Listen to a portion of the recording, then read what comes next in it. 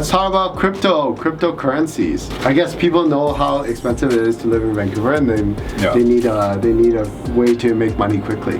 Crypto. Or lose money very quickly. Yes, exactly. No, with crypto, I mean, my personal opinion is because it's not regulated, no one can safeguard or control it. Therefore, the price of it goes up and down quite a bit. Like it can go from $20,000 to $60,000 a Bitcoin, but back down to $20,000 or $15,000 a Bitcoin. So the volatility is insane. Would you ever recommend it to any of your clients? I don't, because one, not regulated, and two is really perception of value, because it's what you and I believe Bitcoin to be worth. If you think Bitcoin's worth $50,000 and I'm willing to pay you $50,000, it's worth $50,000 today. Tomorrow or the next week, whatever happens, someone comes out or government comes out and say Bitcoin is trash. Nobody believes in it, and the value could go down to $10,000. So people are like saying, oh well, Morgan and Chase and like Goldman Sachs are buying Bitcoins, all that stuff, and they're all transitioning to crypto. And like, what do you say about that? Like, what do people in your industry like? What do they think about that? I think they're transitioning to, because in order for a currency to work, it has to be able to be exchanged, right? So you have to accept it as a payment, right? I have to be able to buy a good or service for it, right? And we're not quite there yet.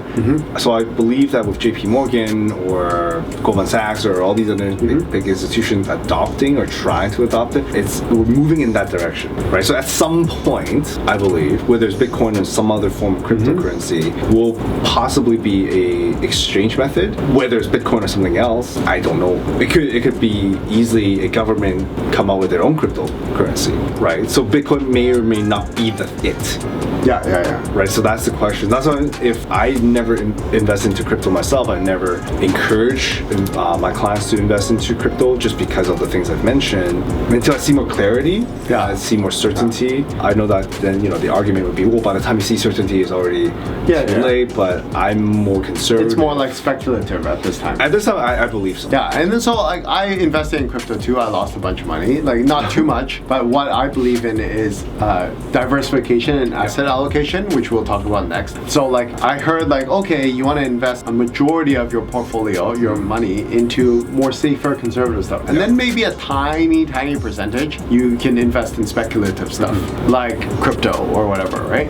And so that's what I believe in. And like I think there are certain, in the crypto world, there are certain like coins that are more stable than others, but if you've been following crypto, you've seen even stable coins have gone out of business. So definitely you want to do your own research, and we can, I don't discourage people from investing in crypto, but more importantly, how much are you going to invest? Are you investing $2, $10, $100, or like $100,000? That's whether you invest like $1, $2, $10, $100, or $1,000, or even $100,000 in crypto, that makes a difference. So I don't really say it's bad. It just depends on the person. It depends on their expertise. So like somebody, like if I'm talking to a client who's like professional crypto trader or who owns a crypto exchange, quite different from somebody who doesn't know much about crypto, right? So it's always depending on the person. Okay.